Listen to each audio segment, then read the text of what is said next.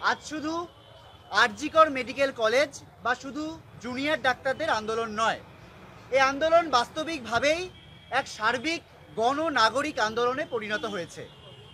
ভবিষ্যতের প্রশ্নকে জলাঞ্জলি দিয়ে হাজার হাজার জুনিয়র ডাক্তাররা যারা আন্দোলনটাকে জিইয়ে রেখেছে, যে সিনিয়র ডাক্তার, নার্স, স্বাস্থ্যকর্মীরা আমাদের অনুপস্থিতিতে 1.5 মাস হাসপাতালগুলোতে সচল রাখলেন, মাথার ঘাম পায়ে ফেলে।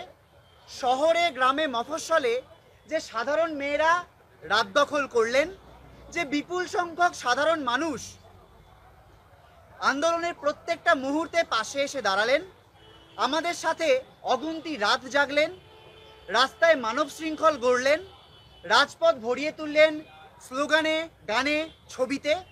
শাসকের রক্তচোখ উপেক্ষা করে যারা গ্রামে মফস্বলে রুখে দাঁড়ালেন, রুখে দাঁড়াচ্ছেন ভয়ের রাজনীতির উল্টো দিকে, যে গৃহপরিচারিকা দিদিরা, রিক্সা চালকেরা রাস্তায় নামছেন আমাদের দাবিগুলোকে সামনে রেখে, যে ডেলিভারি রাইডাররা ইনসেন্টিভের মায়া কাটিয়ে কাজ চলে যাওয়ার শঙ্কা মাথায় নিয়েও রাজপথে নামছেন, নিজেরা মিছিল করছেন। দিনভর ডেস্ক জবের পরেও আমাদের বয়সী আইটি শ্রমিকরা প্রায় প্রতিদিন লড়ছেন, মিছিলে থাকছেন, অবস্থানে গলা মিলিয়েছেন আমাদের গানে, স্লোগানে। যে অগুন্তি অজানা মানুষ আমাদের ডাকে সাড়া দিয়ে একা গলির মুখে মোমবাতি হাতে দাঁড়িয়েছেন, এক ডাকে নিজেদের সর্বস্ব দিয়ে যারা ছুটে এসেছেন দিনরাত এক করে, শুধু আমরা ধর্নায় বা অবস্থানে বা মিছিলে ডেকেছি বলে তাদের প্রত্যেকের ভূমিকা ছাড়া আজ অভয়ার বিচারের দাবিতে আমাদের আন্দোলনটা ডানা বাঁধতেই পারত না। এই আন্দোলনটা বাংলার প্রত্যেকটা শুভ বুদ্ধি সম্পন্ন মানুষের তিল তিল অবদান ছাড়া আজ এক চুল এগোতো বলে আমরা মনে করি না। আমরা জানতে পারলাম সুপ্রিম কোর্টের পরবর্তী শুনানির দিন আবারও পিছিয়ে দেওয়া হয়েছে। বিচার পেতে এই দীর্ঘসূত্রিতা আমাদের হতাশ করেছে। আমরা প্রথম দিন থেকে বারংবার বলেছি, justice delayed is justice denied. আমরা চাই দ্রুত তদন্ত, দ্রুত বিচার। এখানে একটা কথা উল্লেখ করা জরুরি, এই আন্দোলনটা আমাদের সবাইকে চোখে আঙুল দিয়ে দেখিয়ে দিয়েছে আইন থেকে শুরু করে মন্ত্রিসভা, পুলিশ থেকে শুরু করে আমলা, গোটা সিস্টেমটার ভেতরে কতটা ঘুম ধরেছে। 9ই আগস্ট থেকে শুরু করে আজ অবধি আন্দোলন তীব্র না হওয়া অবধি সিবিআই একজনকেও অ্যারেস্ট করেনি। একজনও প্রমাণ লোপাটে, দুর্নীতিতে, ভয়ের রাজনীতিতে অভিযুক্ত দোষী পুলিশকর্তা, আমলা বা শাসক দলের নেতাদের গায়ে আঁচড়টুকুও পড়েনি। ভাবলে সত্যি শিউরে উঠতে হয়। আমরা তো না হয় কোটানকোট সম্মানীয় ডাক্তার, একটা নৃশংস ঘটনার বিচার পেতে আমাদেরই যদি এতটা কাঠখড় পোড়াতে হয়, রাতের পর রাত ঝড় বৃষ্টি মাথায় নিয়ে যাদের রাস্তায় কাটাতে হয়, তারপরেও জোটে তারিখ পে তারিখ, সেখানে আপাত সাধারণ মেয়েরা, মধ্যবিত্ত, নিম্নবিত্ত, খেটে খাওয়া মানুষ, তাদের সাথে ঘটে চলা অন্যায় অবিচারের সুরাহা খুঁজতে কোথায় যাবেন, কোন দেওয়ালে মাথা ঠুকবেন? সম্প্রতি টলিউডের একজন হেয়ার ড্রেসার গিল্ডের সিন্ডিকেট রাজের চোখ রাঙানিতে কাজ হারিয়ে আত্মহত্যার চেষ্টা করেছেন। এসএসকেএম হাসপাতালে আমরা তার চিকিৎসা করতে গিয়ে জানতে পারছি গিলরাজের ভয়াবহ সব গল্প। তবু ওই বিদ্রোহী কণ্ঠস্বর শ্রোতা পাবে কিনা, কিভাবে ন্যায় পাবে আমরা জানি না। সেই জন্যেই অভয়ার ন্যায় বিচারের দাবি যাতে সঠিক পরিণতি পায়, তার জন্য আমরা প্রতিজ্ঞাবদ্ধ। আমরা আবারও দাবি তুলছি, সিবিআইকে দ্রুত তদন্ত প্রক্রিয়া শেষ করে দোষীদের গ্রেফতার করে সুবিচার সুনিশ্চিত করতে হবে। আদালতে বিচারের প্রক্রিয়াকে দ্রুত করতে হবে। আমাদের সব্বার আন্দোলনটা কিন্তু শেষ হয়নি। অভয়ার বিচার ছিনিয়ে নিতে না পারা অবধি এই আন্দোলনের শেষ নেই। এই আন্দোলনের শেষ নেই যতদিন না পর্যন্ত আর একটাও অভয়ার ঘটনা না ঘটে, তাকে সুনিশ্চিত করা যাচ্ছে ততদিন। এ যাবৎ এই আন্দোলনে কিছু পথ আমরা এগোতে পেরেছি, এ কথা সত্যি। আমাদের আন্দোলনের চাপেই সিবিআই অ্যারেস্ট করেছে সন্দীপ ঘোষ, অভিজিৎ মণ্ডলদের। প্রমাণ লোপাটের যে অভিযোগ আমরা প্রথম দিন থেকে করছিলাম, আদালত আর সিবিআই সেই অভিযোগে শিলমোহর দিতে এক প্রকার বাধ্যই হয়েছে বলা চলে। আন্দোলনের চাপেই আমরা মুখ্যমন্ত্রীকে বাধ্য করেছি police commissioner, DC north, DME, DHS এদের সকলকে তাদের পদ থেকে সরিয়ে দিতে। প্রাথমিকভাবে ডাক্তার, নার্স ও স্বাস্থ্যকর্মীদের সুরক্ষা ও রোগীর স্বার্থে হাসপাতালগুলির পরিকাঠামোগত বদলের বেশ কিছু লিখিত আদেশ আমরা ছিনিয়ে আনতে পেরেছি। আমরা আদায় করতে পেরেছি আন্দোলনের চাপেই স্বাস্থ্যক্ষেত্রে ভয়ের রাজনীতিতে ট্রেড সিন্ডিকেটের মাথাদের ছেঁটে ফেলার একটা প্রক্রিয়া শুরু হয়েছে। প্রতিটি মেডিকেল কলেজ থেকে এই সিন্ডিকেটের মাথাদের বের করে দেওয়ার সাহস দেখাতে পেরেছে অগণিত মেডিকেল ছাত্রছাত্রীরা। কিন্তু এই প্রতিটি জয় আসলে আংশিক, একটা প্রাথমিক জয় মাত্র, একথা আমরা ভুলছি না। তাই আংশিকভাবে কাজে ফিরলেও আন্দোলন থেকে পিছু হচ্ছি না আমরা। অভয়ার বিচার, দোষীদের গ্রেপ্তার ও দৃষ্টান্তমূলক শাস্তি আন্দোলনের প্রথম দিন থেকেই এ ছিল আমাদের প্রথম ও প্রধান দাবি। অভয়ার মৃত্যু কোনো বিচ্ছিন্ন ঘটনা নয়। সমাজের প্রতিটি প্রতিষ্ঠান থেকে ভয়ের রাজনীতিকে নির্মূল না করতে পারলে পিতৃতন্ত্রের বিরুদ্ধে সার্বিক অসহযোগ ঘোষণা না করে এমন ঘটনার পুনরাবৃত্তি রোখা যায় না, যাবে না। আমরা আমাদের দৈনন্দিন জীবনের অভিজ্ঞতা থেকেই জানি কিভাবে সমাজের প্রতিটি প্রতিষ্ঠানে ভয়ের রাজনীতি কায়েম করে রাখে শাসক দলগুলো। নিজেদের রাজনৈতিক ক্ষমতাকে সুনিশ্চিত করার জন্য যে কোনো রকম গণতান্ত্রিক পরিসরের টুটি চেপে এক সার্বিক স্বৈরতন্ত্র কায়েম করার ইতিহাস দেখেছে এক দশক ধরেই। দুঃখের বিষয়, পশ্চিমবঙ্গ এই প্রশ্নে ব্যতিক্রম নয়, বরং এ রাজ্যের বাইরেও অন্যান্য রাজ্যে এই ধরনের কার্যকলাপ কিছু কিছু ক্ষেত্রে এ রাজ্যের থেকেও তার সংখ্যা বা মাত্রা কয়েক গুণ বেশি। আরজিকর বা রাজ্যের অন্যান্য মেডিকেল কলেজ, রাজ্যিক সার্বিক স্বাস্থ্য ব্যবস্থাতেও কিন্তু এই ভয়ের রাজনীতির বন্দোবস্ত জারি ছিল। এই যে অভয়ার সাথে ঘটা নৃশংস ঘটনা আর তাকে ধামাচাপা দিয়ে তদন্ত ও বিচারকে বিপথে চালিত করার অপচেষ্টা দেখলাম আমরা, এই ঘটনাকে যেন তেন প্রকারেণ ম্যানেজ করার যে চেষ্টা চালালো তারা কারা ছিল?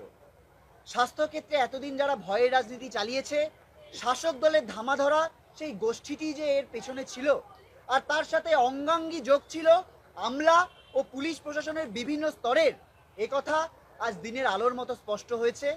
আন্দোলন এ কাজ করতে পেরেছে, কিন্তু মাথায় রাখতে হবে এই ব্যাধিটি সর্বব্যাপী। রাজ্যের প্রতিটি প্রতিষ্ঠানে, স্কুল কলেজ থেকে শুরু করে পুরসভা, পঞ্চায়েত, ক্লাব থেকে শুরু করে আবাসন কমিটি, সর্বত্র এই ভয়ের রাজনীতি, গণতন্ত্রের টুটি চিপে ধরা বহাল তবিয়তে বর্তমান।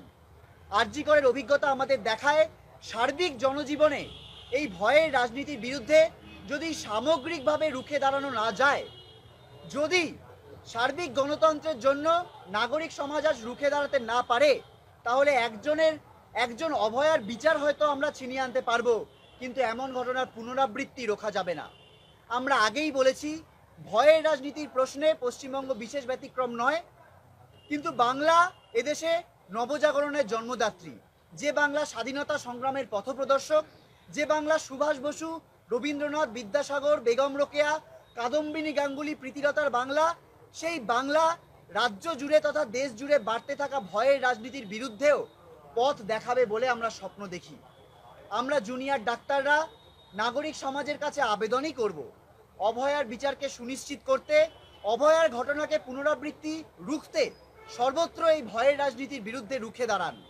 নাগরিক অধিকারের জন্য, গণতন্ত্রকে সত্যি অর্থে সমাজ জুড়ে পুনঃপ্রতিষ্ঠা করার জন্য আমাদের লড়াই থাকবে।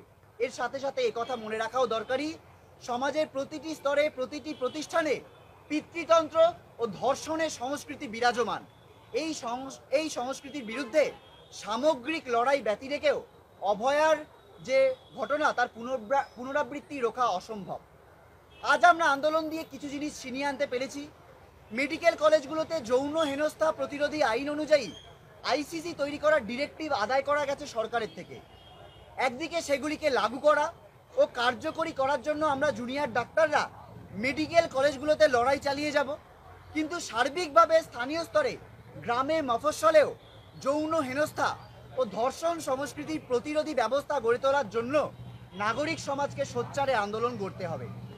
রোগীর স্বার্থে একটা উন্নত জনমুখী সরকার, স্বাস্থ্য পরিকাঠামো গড়ে তোলার জন্য যে দাবিগুলি আমরা আদায় করে আনতে পেরেছি সরকারের কাছ থেকে, যেমন কেন্দ্রীয় রেফারেল ব্যবস্থা, প্রতিটি হাসপাতালে ডিজিটাল বেড ভ্যাকেন্সি মনিটর, প্রত্যেকটা হাসপাতালে যথেষ্ট ডাক্তার স্বাস্থ্যকর্মী নিয়োগ, প্রতিটি হাসপাতালে গ্রিভেন্স সেল, সেগুলিকে লাগু করার জন্য প্রয়োজন ডাক্তার, নার্স, স্বাস্থ্যকর্মী ও নাগরিক সমাজের সম্মিলিত নজরদারি ও লাগাতার আন্দোলনের একথাও মনে করিয়ে দিতে চাই আমরা। মুখ্য সচিবের সাথে আমাদের শেষ মিটিংয়ের পরে আমাদের 4 নম্বর দাবিসহ যে লিখিত ডিরেক্টিভ আমরা আদায় করেছিলাম, দু একটি বিচ্ছিন্ন উদাহরণ ছাড়া সেগুলিকে প্রতিটি হাসপাতাল ও মেডিকেল কলেজ স্তরে লাগু করার প্রক্রিয়া কিন্তু আমরা দেখতে পাচ্ছি না। আমরা রাজ্য সরকারকে স্পষ্ট জানিয়ে দিতে চাই, সরকার যদি রোগী পরিষেবা ও ডাক্তার স্বাস্থ্যকর্মী সুরক্ষার প্রশ্নটিকে এমন গয়ঙ্গচ্ছ মনোভাব নিয়ে চলে, আমরা কিন্তু আন্দোলনকে আরও তীব্রতর করতে বাধ্য হব। উপরন্তু আমাদের 5 নম্বর দাবির অধিকাংশই পূর্ণ হয়নি। মৌখিক প্রতিশ্রুতি ছাড়া বাস্তবত সরকারের দিক থেকে কোনো পদক্ষেপ আমরা দেখতে পাইনি। এই বিষয়গুলিকে নিয়ে আমরা সরকারের সাথে দ্রুত আলোচনাতে বসতে চাই। আমরা চাই সরকার আমাদের অপূর্ণ দাবিগুলিকে মান্যতা দিয়ে সেগুলিকে পূরণ করুক। যে দাবিগুলি মানা হয়েছে সেগুলিকে সর্বস্তরে লাগু করার জন্য অতি দ্রুত প্রয়োজনীয় পদক্ষেপ নিই। আমরা খবর পেয়েছি আন্দোলনের সংহতিতে যারা বিভিন্ন জায়গাতে রাত দখল করছেন, প্রতিবাদী কর্মসূচি নিয়েছেন, তাদের অনেকের বিরুদ্ধে নাকি ফৌজদারি মামলা করা হচ্ছে। এটি অত্যন্ত ন্যক্কারজনক ঘটনা। অবিলম্বে রাজ্য সরকারকে এই প্রতিহিংসামূলক কার্যকলাপগুলি বন্ধ করতে হবে, সমস্ত মামলা প্রত্যাহার করতে হবে, নতুবা মানুষের আন্দোলন কিন্তু তীব্রতর হবে। দখলের ক্ষুদ্র স্বার্থে আমাদের আন্দোলনকে ব্যবহার করতে চাইছে গোড়া থেকেই। আমরা একটা কথা বারবার স্পষ্ট করে জানিয়েছি, হাথরাস, কাঠুয়া, উন্নাওতে যারা ধর্ষকদের মালা পরিয়েছে তাদের ক্ষমতা দখলের খেলার চক্করে আমাদের আন্দোলনকে ব্যবহার করতে আমরা দেব না, জনগণ দেব না। এদেরই কিছুজন স্বতঃপ্রণোদিত হয়ে গত পরশুদিন রাজ্যপালের সাথে দেখা করে এবং মহালয়ার দিন জুনিয়র ডাক্তাররা অভয়ার জন্য তর্পণ করবেন এই ভুয়ো খবর মিডিয়াতে ছড়ানোর অপচেষ্টা করে। এই কর্মসূচির সাথে আন্দোলনরত জুনিয়র ডাক্তারদের কোনো রকম সম্পর্ক নেই। এই আন্দোলন বিভাজনকামী কোনো রাজনীতিকে প্রথম দিন থেকে প্রত্যাখ্যান করেছে, আগামীতেও করবে। দক্ষিণবঙ্গে সাম্প্রতিক ভয়াবহ বন্যা পরিস্থিতিতে সাধারণ মানুষের দুঃখ দুর্দশা আমাদের বিচলিত করেছে। বাংলার সাধারণ মানুষ আমাদের আন্দোলনের সাথে সম্পৃক্ত থেকেছেন একদম প্রথম দিন থেকে। আমরা জুনিয়র ডাক্তাররাও মানুষের দুঃসময়ে সাধ্যমতো তাদের পাশে দাঁড়াতে চেয়েছি। এও আমাদের চলমান আন্দোলনের একটি গুরুত্বপূর্ণ কাজ বলেই আমাদের মনে হয়েছে। পশ্চিম ও পূর্ব মেদিনীপুর, হুগলি, হাওড়া সহ দক্ষিণবঙ্গের একাধিক জেলায় প্রবল বন্যা পরিস্থিতি তৈরি হয়েছে। স্থানীয় মানুষকে যে ভয়ানক দুর্গতির সম্মুখীন হতে হয়েছে তা কিছুটা লাঘব করতে জল, শুকনো খাবার, জামা কাপড়, অত্যাবশ্যক ত্রাণ সামগ্রী, ওষুধ ও প্রাথমিক চিকিৎসার ব্যবস্থা নিয়ে আমরা ছুটে গেছিলাম, কোথাও নৌকায়, কোথাও হাঁটু জলে। অভয়া বন্যা রিলিফ ক্যাম্প এবং অভয়া হেলথ ক্লিনিক সহ আমরা পৌঁছতে পেরেছি কেশপুর, গজাগ্রাম, উদয়নারায়ণপুর, গড় পুরুষোত্তমপুর, পাঁশকুড়া, হুগলির রাধানগর, পাটুলগ্রাম, ধামলা, খানাকুলের সারদা, বড় দিকরুই, ডেবরা, মালদার ভূতনি, মহারাজপুর, ঘাটালের নারাজলের মতো বন্যা কবলিত আরও অনেক এলাকাতে। আমাদের প্রতিনিধিরা পাঁশকুড়াতে 2 দিনব্যাপী অভয়া ক্লিনিক ও রিলিফের কাজ করছেন। আগামী দিনগুলিতেও বন্যা কবলিত এলাকাগুলিতে আমাদের ত্রাণ ও চিকিৎসার কাজ আমরা চালিয়ে যাব। বাংলার বন্যা কবলিত মানুষের কাছে এ আমাদের প্রাথমিক দায়বদ্ধতা।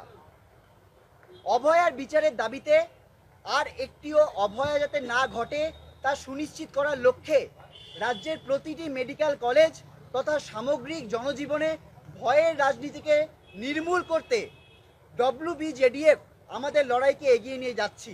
এই দাবিগুলিকে সামনে রেখে আগামী 27শে সেপ্টেম্বর আমরা একটি গণকনভেনশনের আয়োজন করতে চলেছি। গতকাল প্রেস রিলিজেই তার জায়গা জানিয়েছিলাম ধনধান্য সভাগৃহ। গতকাল মেয়রের কাছ থেকে ধনধান্য সভাগৃহে এই সভা করার অনুমতি আমরা নিয়েছিলাম, কিন্তু আজ কোনো এক অজ্ঞাত কারণে আমাদের বুকিং বাতিল করে দেওয়া হয়েছে এবং তার সাথে একাধিক বড় সভাগৃহ, নজরুল মঞ্চ থেকে শুরু করে একাধিক সভাগৃহ, আমাদের কলামন্দির সহ একাধিক সভাগৃহ আমাদের সভা করতে দিতে অস্বীকার করছেন। তাদের বক্তব্য যে তোমাদের প্রতিবাদ তো শেষ হয়ে গিয়েছে, এখনো কেন তোমরা এসব যুক্তিহীন কর্মসূচি করছো। আমরা সরকারকে সোজাসুজি জানিয়ে দিতে চাই, অভয়ার ন্যায় বিচার না নিয়ে আমাদের আন্দোলন শেষ হবে না। আর এরকম জঘন্য ষড়যন্ত্র চললে সমাজের সর্বস্তরের মানুষ কিন্তু আন্দোলনকে আরো তীব্রতর আকার দেবে।